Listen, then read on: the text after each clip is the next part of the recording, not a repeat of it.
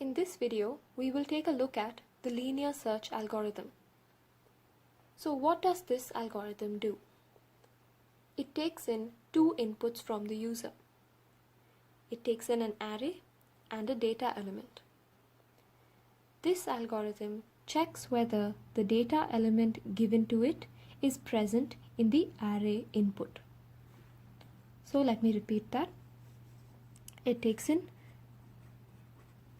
two inputs. One is an array and one is an element. What does it do?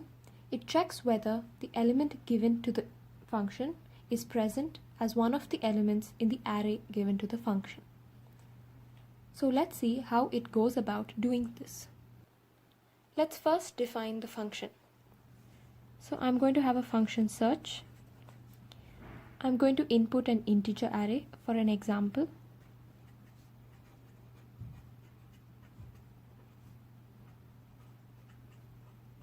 I'm going to take x as my element. Now, as for the return type, you can either give the return type as Boolean, saying true when the element has been found and false when the element is not found, or you can give the return type as integer.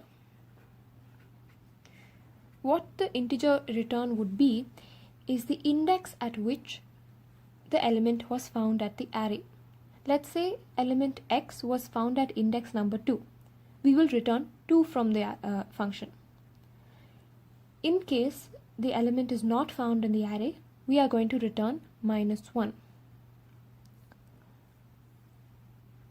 So what is this function going to do? It is going to traverse the array using a counter variable I, and at each element or at each index of the array, it is going to check if the element in the array is equal to the element we are searching for. So let's take an example.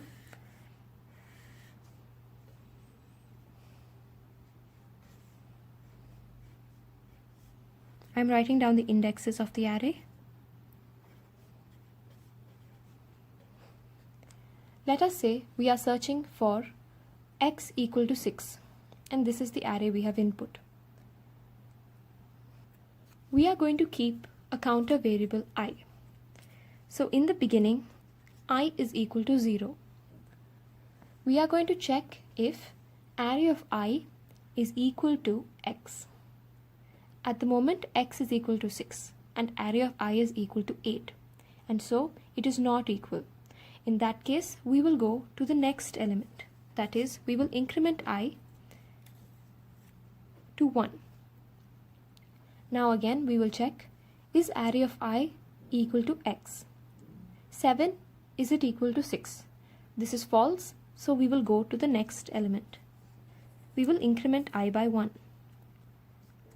Now I is equal to 2.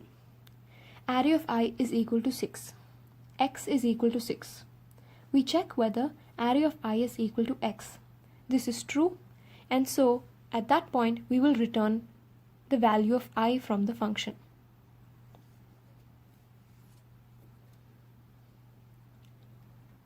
So let's write that code.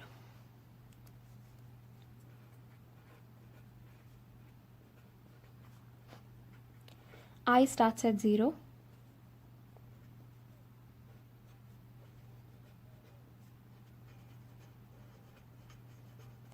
I goes up till the last element or the last index, so less than arr.length. Each time it increments by 1. At each value of I, what were we checking? We were checking if arr of I, if that is equal to x. If this is true, we need to return the value of I. If not, we'll want to continue the loop. Now, if my flow of control of the function comes outside the loop, what does this mean? This means that we have checked every element of the array. None of the elements of the array were equal to x. Had any of the elements of the array equal to x, we would have returned from the function and the program would not have reached this line. So when we are outside the loop, we know that every element of the array has failed to equal x. At this point, we will say that x is not found. Since x is not found, we are going to return -1. With this, we come to the end of our function. So, this is a simple traversal of the array, at each time checking whether the element we are searching for is equal to the element in the array. If none of the elements of the array are equal to the element we are searching for, we are going to return -1, indicating that that element is not found.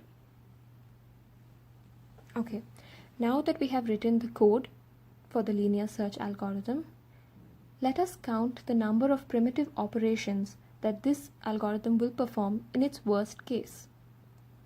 So, what is the worst case of this algorithm? The worst case arises when the element is not found in the array. So we have already previously discussed how to count the primitive operations. So let's do it for this algorithm. Now, let's take the first statement, which is the for loop. So let's assume that the length of the array is going to be equal to capital N. Now, the initialization of I only happens once, and it takes one primitive operation. The loop runs n times from 0 up till n-1, and so the number of checks made will be for all the n times the loop is entered and for that one extra time that the check fails. Now we have to calculate the number of increments. We are going from 0 all the way until n. Therefore, there are n increments being made.